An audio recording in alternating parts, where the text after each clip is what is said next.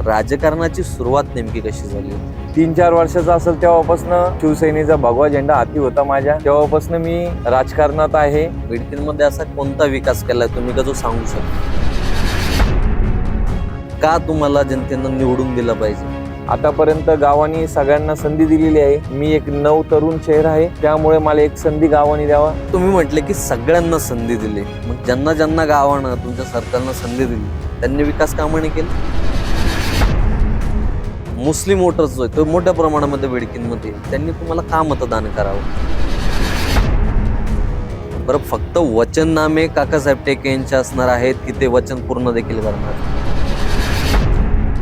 बरं, एकंदरीतच गेल्या काही वर्षाच्या पाठीमागे जर आपण गेलो तर तुमचे वडील देखील जिल्हा परिषद सदस्य होते. त्यांना या ठिकाणच्या जनतेनं संधी दिली, त्यावेळेस काय विकास कामं त्यांनी केलेले होते, म्हणून आज त्याच जनतेनं तुमचा विचार करायचा. नमस्कार मंडळी, आपल्या सर्वांचं स्वागत आहे. राज्यभरामध्ये झेडपी आणि पंचायत समिती निवडणुका जाहीर झालेल्या आहेत. जोरदार प्रचाराला सुरुवात देखील झाली. अनेक ठिकाणी युती झाली तर काही ठिकाणी युती तुटली देखील आहेत आणि मैत्रीपूर्ण लढत होताना आपल्याला बघायला मिळतात. आणि सगळ्यात जास्त चर्चेचा विषय राहिलाय छत्रपती संभाजीनगर मधील बिडकीन जिल्हा परिषद गट. आणि आज याच गटातील शिवसेना शिंदे गटाचे जे उमेदवार आहेत काकासाहेब टेके आपल्या सोबत आहे आणि चर्चा करणार आहोत आणि जाणून घेणार आहोत या मतदारसंघामध्ये नेमकी काय परिस्थिती आहे, त्यांचा प्रचार कुठपर्यंत आलाय आणि एकंदरीतच या ठिकाणचं राजकीय परिस्थिती नेमकी काय आहे. दादा, स्वागत आहे खूप खूप. महाराष्ट्र काय एकंदरीतच सध्या मतदारसंघामध्ये परिस्थिती, कसा प्रचार सुरू आहे? प्रचार एकदम व्यवस्थित चालू आहे.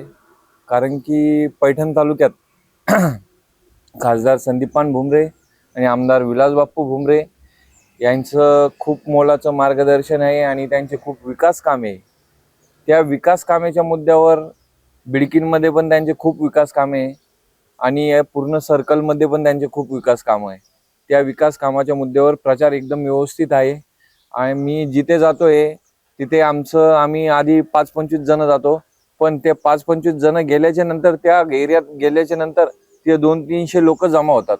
म्हणजे ते फक्त खासदार संदीपान भुमरे आणि आमदार विलास बाप्पू भुमरे यांच्या आशीर्वादाने आणि यांनी केलेली विकास कामे यामुळे एकदम व्यवस्थित प्रचार चालू आहे. बरं, एकंदरीतच आपण जर बघितलं तर राजकीय तुमची जर पार्श्वभूमी बघितली तर राजकारणाची सुरुवात नेमकी कशी झाली होती? राजकारणाची सुरुवात जेव्हापासनं म्हणजे मी 3-4 वर्षाचा असेल तेव्हापासनं शिवसेनेचा भगवा झेंडा हाती होता माझ्या. तेव्हापासनं मी राजकारणात आहे. आणि नंतर मग माझे वडील जिल्हा परिषद मेंबर राहिलेले आहे 2007 ते 12. त्याच्या आधी पण ते उपसरपंच होते बिडकीन गावाचे. आणि मागे पण माझा मोठा भाऊ ग्रामपंचायत सदस्य होता. तसेच मी पण ह्या विकास कामात बिडकीनमध्ये खूप मोठे असे विकास कामं केलेले आहे. त्यामुळे एकदम व्यवस्थित राजकीय विषय चालू आहे. बरं, काय विकास केलाय तुम्ही? विकासाचा मुद्दा काढलाय, बिडकीनमध्ये असा कोणता विकास केलाय तुम्ही का जो सांगू शकता? बिडकीनमध्ये असे खूप मुद्दे आहे. आपल्या बस स्टँडवर छत्रपती शिवाजी महाराजांचं स्मारक होतं, खूप दिवसापासून प्रलंबित होतं. पण मी काहीही पदावर नसताना खासदार संदीपान भुमरे आणि आमदार विलास बाप्पू भुमरे यांच्या माध्यमातून तिथं 20 लाख रुपयाचा निधी आणून काम चालू केलं. आणि 16 लाख रुपयाचा भुमरे साहेबांनी खर्चानी पुतळा दिला. तो पूर्ण मी पुढाकार घेऊन तो छत्रपती शिवाजी महाराजांचा म्हणजे 40 ते 50 वर्षापासून जो चालू होतं तो पूर्ण मी तिथं इतिहास केला. एकंदरीत आपण जर बघितलं तर सुरुवातीला भाजपला ही जागा सोडली आणि अचानक नंतर तुम्हाला उमेदवारी जाहीर केली. पण या सगळ्या प्रकरणामध्ये जर युती धर्म निभवला गेला असता आणि फक्त भाजपलाच ही जागा सोडण्यात आली असती, तुम्हाला उमेदवारी मिळाली नसती, तर पुढे काय? पुढे काही नाही. याच्या आधी पण आम्हाला 2017 मध्ये माझ्या वडिलांना उमेदवारी मिळाली नाही, पण आम्ही पक्षाशी एकनिष्ठ राहिलो आणि संदीपान भुमरे साहेब यांच्याशी एकनिष्ठ राहिलो.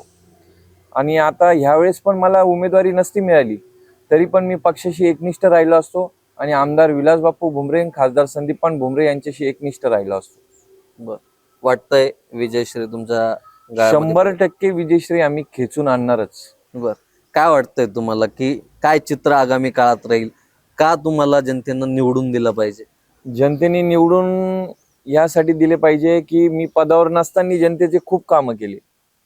तुमचे संजय गांधी, श्रावण बाळ, कमीत कमी 400 ते 500 लोकांचे मी पगार चालू करून दिले बिडकीनमध्ये, आसपासच्या सर्कलचे, पूर्ण पैठण तालुक्यात.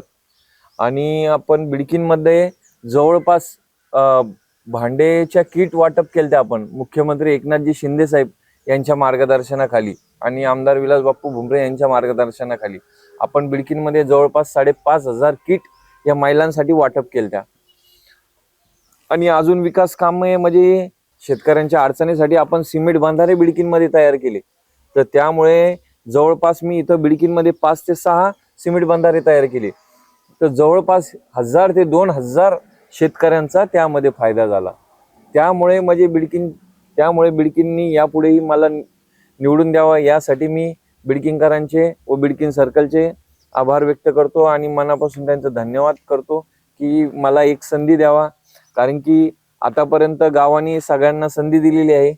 मी एक नवतरुण चेहरा आहे, त्यामुळे मला एक संधी गावाने द्यावा एवढीच मी गावाला विनंती करतो आणि बिडकीन सर्कलला विनंती करतो. तर तुम्ही म्हटले की सगळ्यांना संधी दिली, मग ज्यांना ज्यांना गावानं तुमच्या सर्कलनं संधी दिली त्यांनी विकास कामं नाही केले? तुम्ही त्यांची मागची पार्श्वभूमी बघा आणि मग नंतर एक वेळेस तुमच्या याच्यावर एक वेळेस घ्या तुम्ही त्यांची मागची पार्श्वभूमी, त्यांचे बघा तुम्ही किती केसेस झाल्या, काय झालं, सर्व मुद्दे त्यांचे ते उघड झालेले, 420 झालेले भरपूर त्यांचे.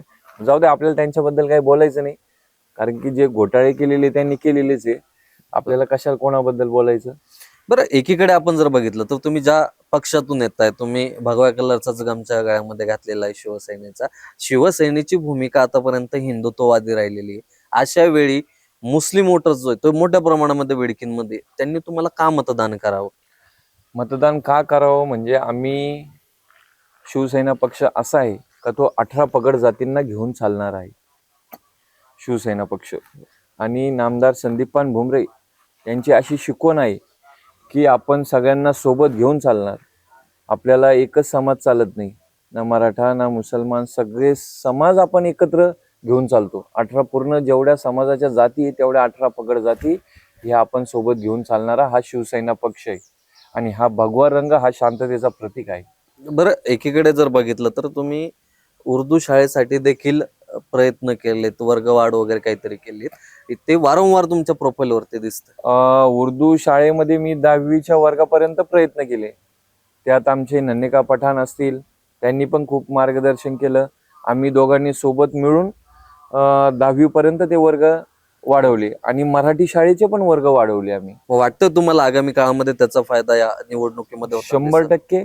कारण की मी त्या मुलांच्या उज्ज्वल भविष्यासाठी मी प्रयत्न करतोय, तर ते लोक पण माझा विचार करतीलच ना, मतदान रूपी आशीर्वाद देणारच ना. नक्कीच. आपण जर बघितलं एकीकडे तर या संपूर्ण राजकीय घडामोडी ज्यावेळी घडल्यात की युती केली, त्याच्यानंतर युती तोडण्यात आली, अशा वेळी वाटतं तुम्हाला कुठेतरी जर काकासाहेब टेके यांना उमेदवारी अर्ज नसता मिळाला तर दुसऱ्या पक्षाकडून लढले असते? नाही, मी शिवसेनेचा कट्टर आहे. खासदार संदीपान भुमरे आणि आमदार विलास बाप्पू भुमरे यांचा मी कट्टर कार्यकर्ता आहे. त्यांनी जो निर्णय घेतला असता मी त्यांच्या निर्णयाला ठाम असतो आणि जनतेचा आशीर्वाद माझ्यावर असता, मला एवढं माहिती. बरं, आगामी काळामध्ये काकासाहेब टेके यांचं काय व्हिजन आहे? बिडकीनला कोणत्या रूपात बघायचं? बिडकीनमध्ये खूप मोठी DMIC, मोठमोठ्या कंपन्या इथं उदय सामंत साहेब यांनी मंजूर करून आणलेल्या आहे, खासदार संदीपान भुमरे यांनी मंजूर करून आणलेलं आहे. आणि आपल्याला जो बिडकीनमधला स्थानिक वर्ग आहे तो स्थानिक वर्ग आपण 80% पूर्ण DMIC मध्ये त्यांना चांगल्या चांगल्या जॉबला, चांगल्या चांगल्या नोकऱ्या तिथं लावून देणार आहे. आणि तिथं स्थानिक ठेकेदार पण आपल्या लोकलच पाहिजे, सर्व गोष्टी स्थानिकच पाहिजे, एवढं मी उज्ज्वल भविष्यासाठी करणार आहे. बरं, एकीकडे जर बघितलं तर शहरातील लोक तुम्हाला मतदान करतील, वेगवेगळ्या तुम्ही योजना शहरात राबवल्या. ग्रामीण भागातील आजूबाजूचे जे गावं आहेत त्या ठिकाणच्या शेतकऱ्यांनी आणि कष्टकऱ्यांनी तुम्हाला का मतदान करावं असं वाटतंय, किंवा त्यांनी का धनुष्यबाणाचं चिन्ह दाबावं? त्यांनी यासाठी दाबावं की तिकडे पण मी सिमेंट बंधारे केलेले आहे, शेतकऱ्यांचे प्रश्न तिकडे पण मार्गी लावलेले आहे. आणि ग्रामीण भागांच्या लोकांसाठी काही लागत नाही हो. ग्रामीण भागाच्या लोकांसाठी बिडकीनमध्ये आले तर आपण त्यांचे पोलीस स्टेशनचे कामं असतात, त्यांचे ग्रामीण रुग्णालयाचे कामं असतात, त्यांचे हे काम आपण करून दिले का ते आपल्यावर खुश असतात. त्यामुळे त्यांनी आपल्याला मतदान करावे. तर दवाखान्यावरून विषय निघाला, या ठिकाणी सरकारी दवाखान्याचा अभाव आगामी काळामध्ये काही विचार केलाय? आगामी काळातच नाही, मी हे सध्या पदावर नाही, पण आपण बिडकीनमध्ये 100 बेडचं हॉस्पिटल लवकरात लवकर मंजूर करून आणणार आहे आमदार विलासबापू भुमरे यांच्या माध्यमातून. आमदार साहेबांनी तसं पत्र पण दिलेले आहे वरती मंत्रालयात आणि लवकरच मंजूर होणार आहे ते. बरं, फक्त वचननामे काकासाहेब टेके यांचे असणार आहेत की ते वचन पूर्ण देखील करणार? ते वचन पूर्णच करणार, त्यामुळेच काकासाहेब टेकेने ते वचननामे केलेले आहे. बरं, एकंदरीतच गेल्या काही वर्षाच्या पाठीमागे जर आपण गेलो तर तुमचे वडील देखील जिल्हा परिषद सदस्य होते. त्यांना या ठिकाणच्या जनतेनं संधी दिली, त्यावेळेस काय विकास कामं त्यांनी केलेले होते म्हणून आज त्याच जनतेनं तुमचा विचार करायचा? त्यांनी त्यावेळेस खूप विकास कामे केली. माझ्या वडिलांनी पाण्याची टाकी बनवली बिडकीनमध्ये, खूप शेतकऱ्यांसाठी सिमेंट बंधारे तयार केले, खूप सिमेंट रोड, पेवर ब्लॉक बिडकीनमध्ये खूप असा विकास केला. त्यामुळे तर आज मला शिवसेनेची जिल्हा परिषदची उमेदवारी मिळाली, नाही तर शिवसेनेची उमेदवारी मिळणं म्हणजे साधी गोष्ट नाहीये. बरं, बापूंसोबत तुमचं नातं सध्या कसं आहे? काय एकंदरीतच मैत्रीपूर्ण आहे? त्यांच्या मी लहान भावासारखा आहे. बरं. त्यामुळे ते मला खूप जीव लावतात आणि जनतेचा आशीर्वाद पण माझ्यावर आहे. तर काय वाटतं तुम्हाला, शिवसेनेचा झेंडा पुन्हा एकदा बिडकीनवरती फडकताना दिसेल? 100% शिवसेनेचा झेंडा हा येणाऱ्या काळात फडकणारच. कारण की जनतेला पण माहिती आहे, बिडकीनकरांना पण माहिती आहे की ह्या मुलाकडे काही पद नसताना हा एवढे कामं करतो, तर पद आल्याच्या नंतर हा किती कामं करून देईल, गोरगरीब लोकांचे किती फायदे करून देईल. त्यामुळे बिडकीनची जनता एक वेळेस काकासाहेब टेके या नावाला संधी देणारच. बरं, इथं दवाखाने नाहीयेत. एखादा तुमच्या आयुष्यातला असा किस्सा आहे की अचानक एखाद्या मोहल्ल्यातल्या माणसाची तब्येत खराब झाली आणि तुम्ही मदतीला धावून गेलेत, त्यांच्याकडे गाडी देखील दवाखान्याला जायला नाही असं? खूप किस्से आहे असे. मी स्वतःच्या गाडीमध्ये त्यांना घेऊन गेलेलो आहे. एक जणांना अटॅक आलता तर मी स्वतःच्या गाडीमध्ये त्यांना घेऊन गेलतो आणि ऍडमिट केलं. तर बिडकीनमध्ये पण असा एकदम मोठा हॉस्पिटल आपण लवकरात लवकर उभारू, कारण की आमदार साहेबांनी 100 बेडचा विषय केलेलाच आहे. त्यामुळे एकदम ICU एकदम चांगलं मोठं हॉस्पिटल इथं बिडकीनमध्ये उभारणार आहोत आपण. जो हॉस्पिटलचा विषय असतो तो आम्ही मुख्यमंत्री सहाय्यता निधीमधून, बिडकीनमध्ये खूप जणांचे प्रॉब्लेम होते, तर मुख्यमंत्री सहाय्यता निधीमधून मी त्यांना 1-1, 1.5 लाख रुपये मंजूर करून दिले. आणि तेच नाही, कधी कधी तर अशी इमर्जन्सी आले की मी स्वतःच्या खिशातून त्यांना पैसे दिले, स्वतःचं ATM कार्ड त्यांच्याकडे ठेवायला दिलं. म्हणजे खूप मजा असे. तर DMIC मधलं तुमचं एक आंदोलन गाजलं होतं शेतकऱ्यांसाठी, काय प्रकरण होतं? ते DMICचं असं आंदोलन होतं की ते शेतकऱ्यांसाठी असं आंदोलन होतं की ते शेतकऱ्यांचे मुलं जे जॉबला लावायचे होते. म्हणजे ज्यावेळेस असं ठरलं होतं, असा GR होता की ज्याची जमीन गेलेली त्याचा एक मुलगा तिथं पाहिजे, DMIC मध्ये कंपन्यामध्ये घ्यायला पाहिजे. तर ते लोकलच्या लोकांना DMIC मध्ये उभाच नव्हते करत. तर मग मी स्वतः खूप मोठं आंदोलन तिथं करणार होतो तिथं. पण त्यावेळेस मला कलेक्टर साहेबांनी बोलून घेतलं, आमदार विलासबापू भुमरे यांनी बोलून घेतलं आणि आम्ही ते आंदोलन काही काळासाठी आमच्या पूर्ण मागण्या पूर्ण केल्या त्यांनी. त्यामुळे आम्ही ते आंदोलन स्थगित केलं.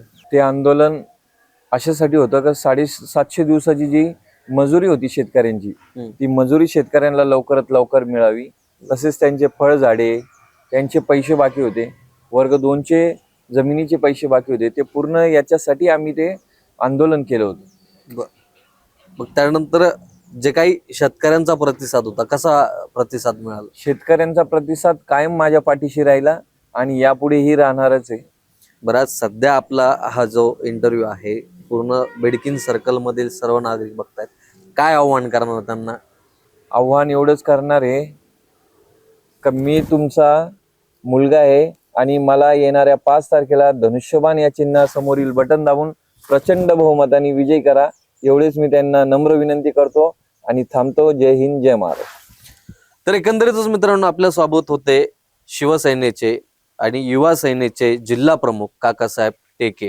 त्यांच्यासोबत संवाद साधला आणि एकंदरीतच आगामी काळातील त्यांचं विकासासंदर्भातलं विजन काय आहे ते जाणून घेण्याचा प्रयत्न आपण केलेला आहे. आजचा हा खास पॉडकास्ट तुम्हाला नेमकी कसा वाटलाय कॉमेंट बॉक्समध्ये आम्हाला कळवायला विसरू नका. वेळ झाली थांबण्याची, थांबूया तिथं. धन्यवाद.